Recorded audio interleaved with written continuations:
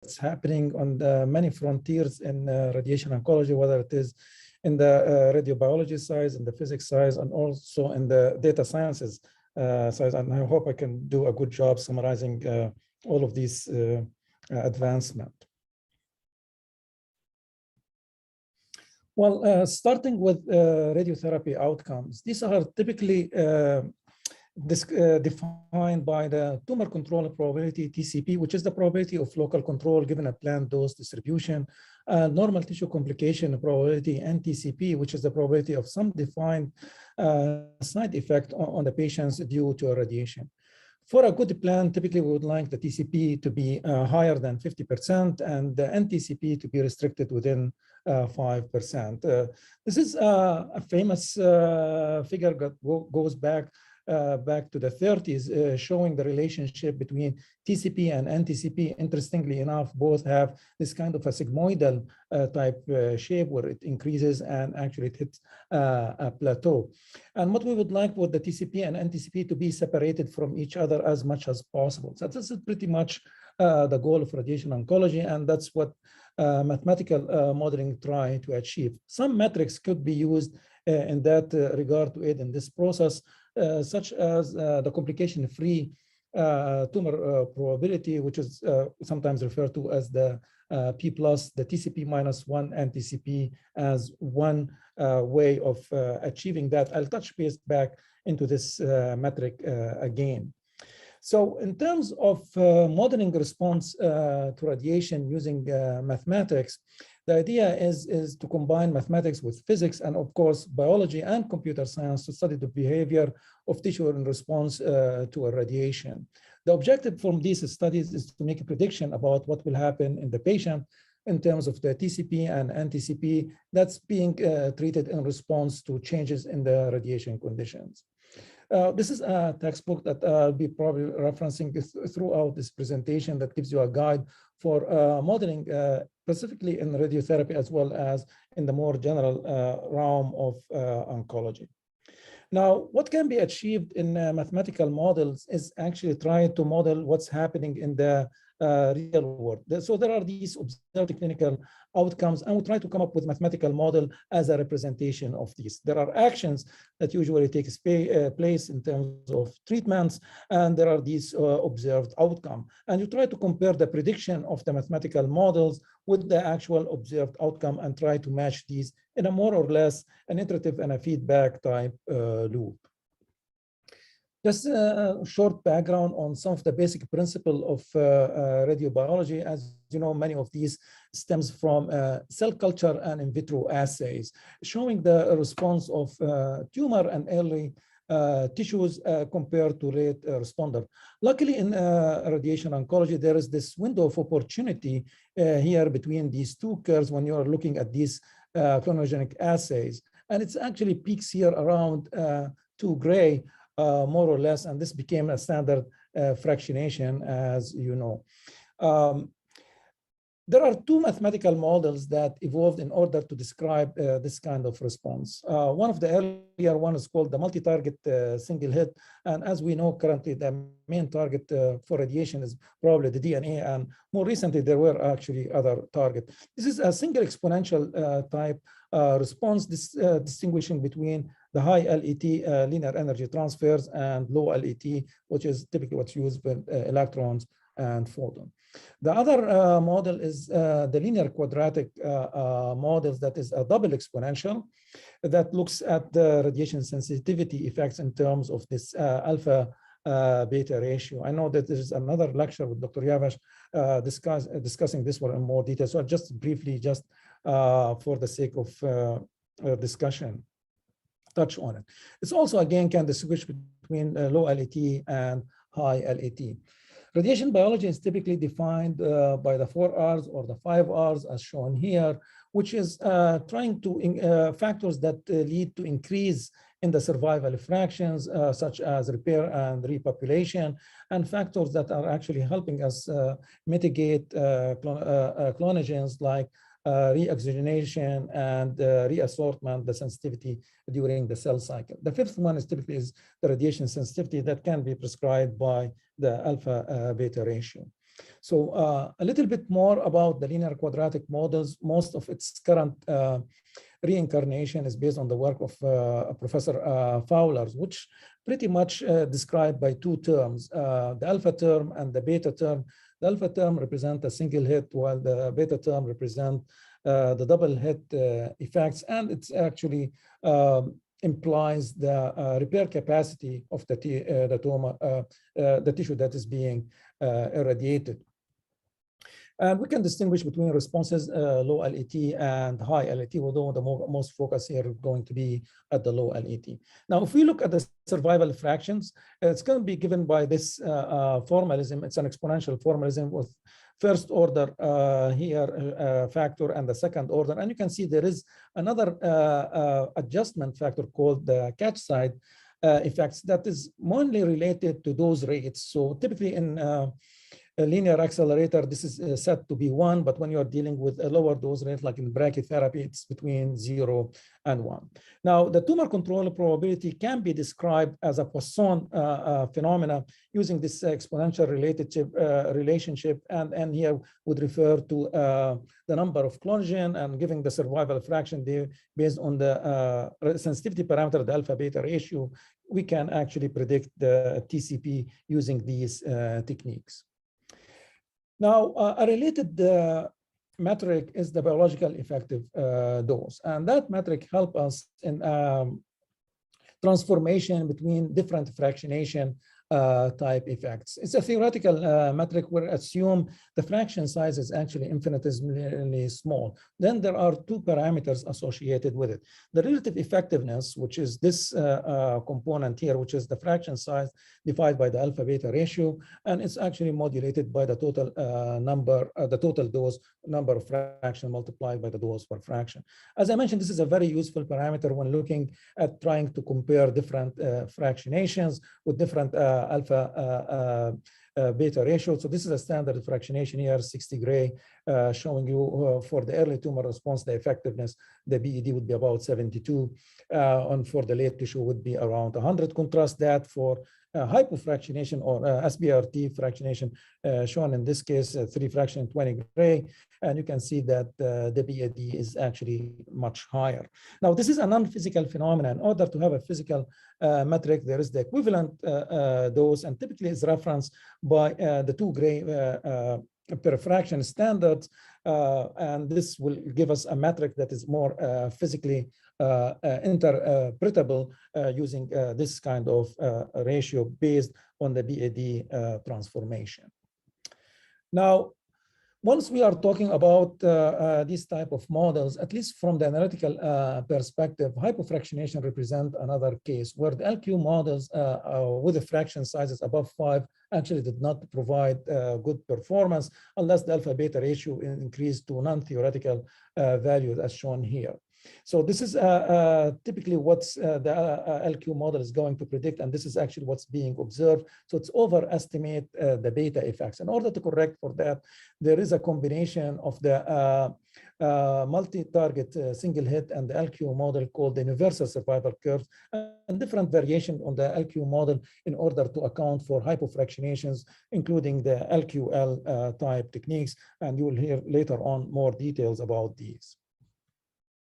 Now, SBRT has garnered a lot of interest because it actually goes against some of the theoretical foundations of standard fractionations in terms of early and late tumor response, but there is a geometrical factor associated with that that can potentially explain why these models actually perform to the degree that they perform. And there are adjustments, as I mentioned, whether using the USC or using the LQL type techniques.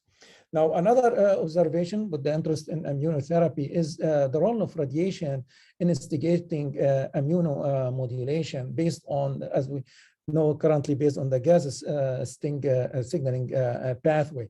In this case, radiation is acting actually as a vaccine and complementary effects to immunotherapy. And this is an area of interest, and our modeling schemes need to adjust in order to account for that as well. Now, asking another question with regard to particles, starting by proton, carbon, and so on. And as we know, these particles exhibit what's called the Bragg effect. And in this case, there is no exit dose, so essentially there is better sparing of normal tissue. But when practically applied, there's the spread of that Bragg peak. And this is actually lead us to investigate what does the radiobiological effectiveness as a function of LET. And we can see it actually varies across that path, at reaches its maximum around the Bragg peak. And this is showing different RBE there as a function of energy, example for particle therapy compared to photon standards. More interestingly, when doing treatment planning with heavy particles, there are values that's actually being used. And these values about 10% increased in the RBE value. They are arbitrarily set, and currently there are investigations how we can incorporate LET better into planning. More interestingly, it's not only related to the physical phenomena associated with LET, but also a more recent investigation showed that heavy particle response, depending on the density of the tracks, actually may result in variation in gene expression and signaling pathway that's different just from the physical phenomena associated with the representation of particles, including proton and carbon. And that's an active area of research as well.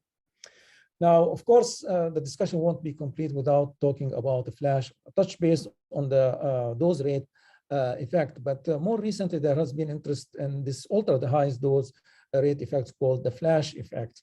And the idea here is that once using this very high dose rate above 40 gray per second, it's actually spare the normal tissue, as if the radiation become transparent to the normal tissue, while still maintaining same effectiveness with cancer, which is quite surprising results, and pretty much breached that dogma of separating the TCP and NTCP by modification of the dose rate. There is a lot to be understood with this phenomena. Currently, it's being related to oxygen depletion, but other factors may play as well.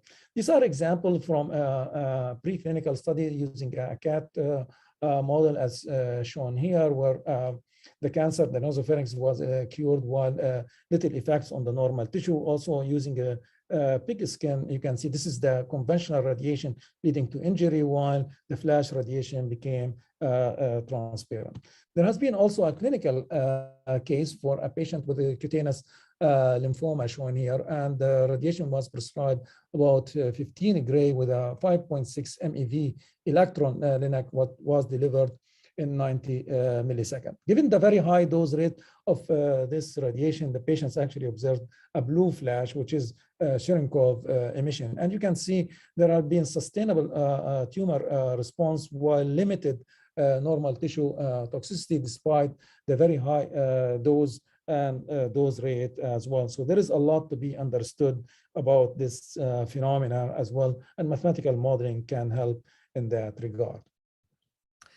Now, in terms of what are the schemes that are available for outcome modeling, there is the top-down approach, and there is a bottom-up approach. In the top-down approach, the clinical endpoint is actually related, the starting point, and we related to the physical phenomena or the genotype. In the bottom-up approach, you start with the genotype and you go to the physical phenomena.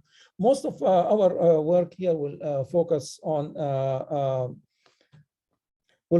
the integrated type modeling approach versus the first principle mechanism, which is more widely currently used, and of course would involve newer techniques like machine learning and AI as well.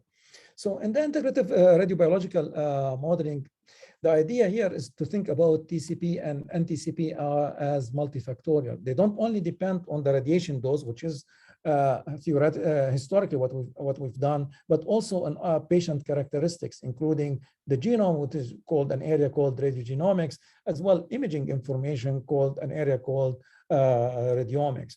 So our TCP and NTCP metric, including this P plus metric, are function of the damage metric, which combine those with other available omic information. So looking at radiation therapy as a big data or a pan-omic type approach. Now, in this top-down approach, when modeling TCP and NTCP, need to distinguish between analytical type techniques. Some of it are mechanistic, like the LQ model. Some of it are phenomenological, like using AUD, equivalent uniform dose. This is when dealing with hotspots or cold spots.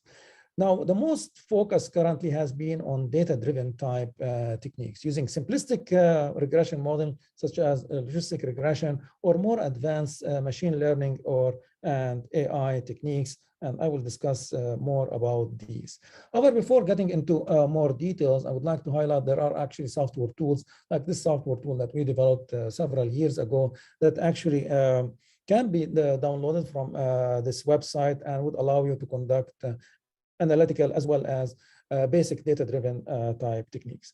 One example using regression type techniques is trying to identify what are the optimal parameters when trying to look at radiation pneumonitis, for instance, and what are the metrics that drive this kind of model, such as location in the lung, maximum dose, or the D35, for instance. Now, talking about more advanced NTCP modeling, like doing radiogenomics, where you are combining not only the physical factor, but also including the genetic factors, such as genetic variants, and trying to identify low risk and high risk patients. I'm going to show an example for rectal bleeding and prostate cancer. And in this case, we are modeling using the Lyman-Kuchar-Berman model. I'll discuss more about these when talking about the normal tissue and toxicity modeling in the next lecture. But here you can see that with this NTCP model, as a function of dose or equivalent uniform dose, this is the kind of the prediction you get. Now, if you include the genetic factor, and in this case, looking at copy number variation or single nucleotide polymorphism, you can see for some patients who exhibit this kind of variance, the risk actually increased almost double for the same dose that's being delivered. This is using the LKB type model, and this is using a regression model. And from the regression model, you can see the fit for the data is actually better compared to using the symmetric type techniques, although the dissymmetric techniques are also still important in the modeling. But the copy number variation, which is the XRCC1 here, would actually add significant sensitivity to the model, improving its performance. Another aspect is not only looking at the genetics, but also looking at the protein profile. And we know the protein profile is important when looking at normal tissue toxicity and inflammatory response. This is an example looking at liver function. And the endpoint is looking at changes in albumin and bilirubin, as how the patient liver function changes after they receive radiation. Some of the cytokines that were extracted and analyzed in this study are the TGF-beta, iotaxin, the hormone growth factor, and the CD factor ligand. And these were analyzed using ELISA assay from blood samples and incorporated into the mathematical modeling. So this is the dissymmetric NTCP model, again using the LKB, and this is its actually prediction as shown as a function of the mean liver dose. Now, endpoints play a critical factor here. So instead of LB, one can actually use Child-Pugh, which is quite similar to the LB in terms of performance, or using enzymatics. And the sensitivity of the model actually will change depending on the endpoint that is being used to define the toxicity, in this case, liver function. So what's the impact of adding additional information to the dissymmetric model? In this case, we're using what's called the parallel architecture model. I'll explain this in the next lecture when talking about normal tissue. Perfusion imaging based on MRI is being incorporated in defining what's called a damage model for as a function of the dose that's received by the liver. These are the changes in perfusion that's being observed, adding to that model as well as the cytokine. And you can see the sensitivity of the model changed dramatically from being a shallow model as a function of dose only to being a much steeper model as a function of some of these cytokines, in addition to the imaging information, which is changed on the TGF-beta factor. So addition of this information will make the model more sensitive, more accurate to fitting the data. And this is using a variant on the analytical type techniques. Now, more advanced techniques, I'll touch base on some of the machine learning approaches that can be used for the same purpose, which have better ability and capacity to integrate information compared to more traditional type methods. So in this case, you have a different factors, genetic variant, gene expressions, imaging information, radiation, and you can use conventional machine learning techniques. These are called Bayesian network to do a feature selection, then build on a hierarchical model showing the relationship between the different variables. This is an example application in lung cancer, showing the relationship between the genetic factors, between including the cytokines, also including imaging information, the radiomics, and the change in these features as a function of those factors and how they impact local control and radiation pneumonitis. Now, for comparison purposes, looking at this accuracy metrics, here you can see with those only metrics, you get about 63% accuracy. Adding these other factors using the Bayesian network, you can get 80%. And if you include the changes during therapy, then you can get up to 85% in terms of accuracy. Now, as I mentioned, we can use imaging information for predicting response, in this case, looking at survival in liver cancer in a field called radiomics. And you can see using these deep learning techniques, you can distinguish between patients who are at higher risk from death from patients who are at lower risk from death. Now, deep learning techniques can also be applied for a multi-objective and a multi-omic approach as the previous conventional machine learning techniques, but in this case, you can feed the raw data using different architecture, whether it's the convolutional neural networks or autoencoders in order to make sense of that kind of information. And if you look at the prediction of this kind of composite neural networks compared to some of traditional Lyman type models, there is significant improvement in terms of performance, whether predicting toxicity or predicting local control. More interestingly, in these models, you can also look at the competing risk between local control and toxicity, all in the same setting. Now, having these models, what next can we do with it? This is an example from a prospective study that's done for adaptive therapy, looking at pre-treatment PET and during pre-treatment PET, in addition to the other genetic and protein profile, and try to develop a decision support system for predicting what changes in fractionation for those escalation need to be applied once observing changes on PET images. And you can see the computer prediction that's in solid line and the original clinical decision that were made in terms of modification. They more or less agree in terms of performance. Green meaning there is an improvement, whether it's local control or reduction in toxicity. Red, there is actually a risk, and orange, there is no change. However, when you reach actually more cases over time, you can see the physician is actually not exactly following the protocol, while the computer is being more conservative, but also taking risks. So that's kind of a distinguish between a computer being more conservative, while a human could be more creative in their decision-making process. Now, I will touch base shortly about the bottom-up approach, which is using basic principles as modeling criteria. And this is start to modeling the physical interaction of radiation. Next stage is the chemical interaction, then the biological effect from the bottom to the top. As we know, radiation interaction actually is variant in terms of time and space. So energy deposition can happen with the radiation interaction using X-ray, electrons, or you name it, within femtoseconds. Then there is a chemical stage where free radicals are actually being generated due to these interactions, and these ions actually are responsible for the indirect effect primarily of radiation. Then there is the biological phase, which is actually the most complex phase that involve DNA damage and repair mechanism. This can happen at the molecular level, cellular level, or tissue and organ level. And of course, as we know that tumors are not homogeneous, but also heterogeneous. So there are many factors that could be involved in developing such technique. Now, this is an example from Dr. Benson showing how this works out in terms of radiation-induced fibrosis. After the radiation interaction, there is some activation of molecules such as the TGF-beta, and there's the injury and the injury repair, which takes time, days, and as well as can take years. So to recap, in order to be able to do this kind of bottom-up type approach, we use Monte Carlo techniques given the complexity of these approach techniques. And we use what's called track structure type Monte Carlo code.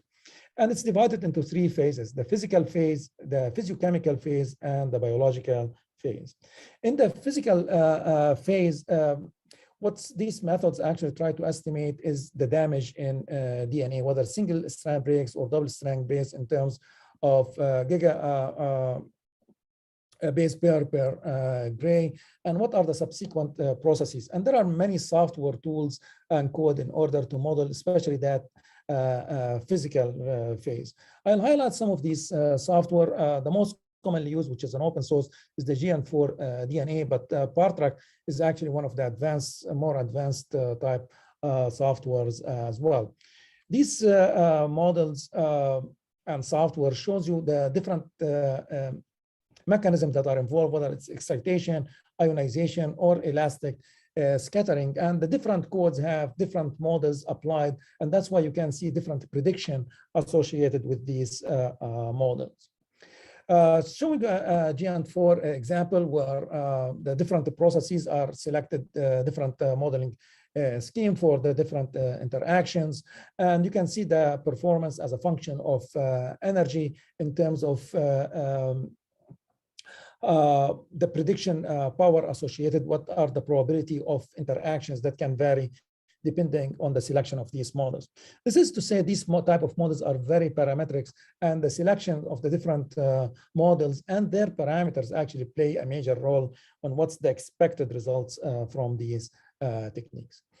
After the physical stage, there is the chemical stage, which is pretty much is the ionization stage, where generation of free radicals, which actually round such as aqueous electrons or hydroxyl ions roaming around, and this can take up to 1 microseconds, and the process itself follows a Brownian type motion. Now, after that stage comes the most complex stage, which is the biological stage. And the biological stage involves, after the physical and the chemical stage, a radiation sensing process, like we know the ATM, ATR being involved in that process. And there are multiple things that can happen: cell cycle arrest, DNA repair, apoptosis. So some of these codes that I mentioned, such as the ParTrack, for instance, have models for the DNA repair, whether it's using homologous recombination or non-homologous in joining. And you can imagine how complex these type of approaches and the number of parameters that can go into it, as well as to that our limited knowledge. So makes this type of modeling quite more complicated than the integrative type approach. This is an example from our work showing what's the DNA yield for this case. So this is a typical GN4, just a standard one showing you ionization, and this is the GN4 DNA, which has a model for the DNA structure, the double helix. And these models, you can actually define the different parameters depending on which DNA structure you wish to choose. And this is showing the DNA damage yield, whether it's a single strand breaks or double strand breaks, for the different DNA structure models by some of the work we've done, some of the work in ParTrack, and some of the work in GN4 as a function of the incident energies, and as a function as well as in the parameters that are used in these models, whether they are threshold parameters and so on. And this can actually get a little bit more complicated when you are using particles. Instead of electrons, you are using proton, helium, lithium. And you can see there are different models give you different predictions. And when you start to compare it with experimental results, depending on condition, you can get more variations on these techniques. So there is need for some form of standardization when applying these approaches.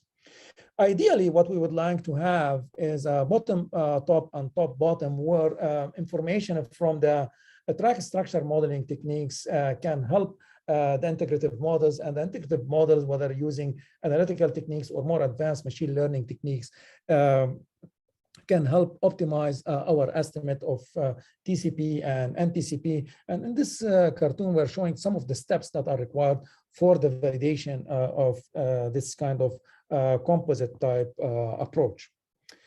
Now, some of the take-home messages that I hope I was able to convey, there are two types of radiobiological modeling frameworks.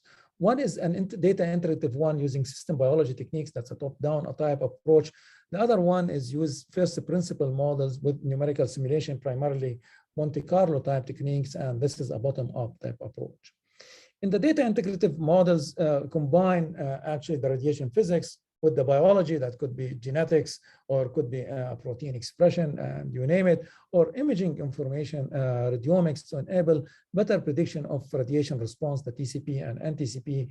And this can also help with the personalization of treatment as well. However, these type of approaches have limited mechanistic understanding, although there are advances using more explainable or interpretable type approaches, such as the Bayesian network is one example, or looking at the deep learning and try to understand how these algorithms actually function. On the flip side of that, there are the Monte Carlo track structure techniques, which use the bottom-top type approach, which can have direct implications for mechanistic understanding of radiobiological mechanisms. However, there is a lot of assumptions are made when developing or applying these type of techniques.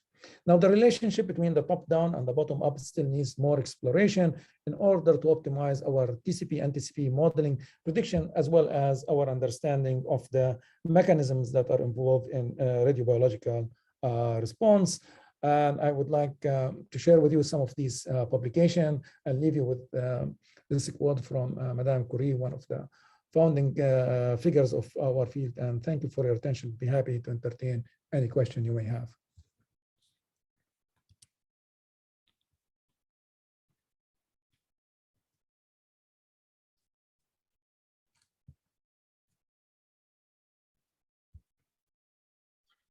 Thank you very much for this very brief and interesting lecture, Issam. Before looking to the chat box, I have two questions. Can I start with my questions first? Maybe it's a very simple question, but why we cannot reach the zero level on survival curves? We can achieve the cure in clinical practice, in daily clinical practice. As you know, we're medic people. So how can we explain this from a perspective of mathematics and modeling and radiobiology modeling? Can you have any comment?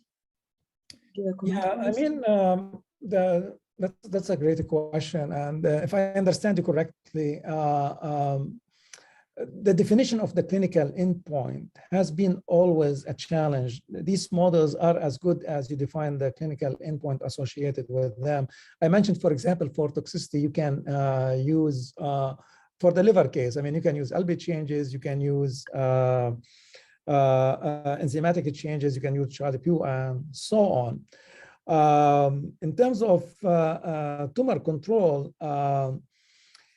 there are two, depending on the definition you are using for tumor control. If you are using the RECIST criteria, for example, for a stable tumor,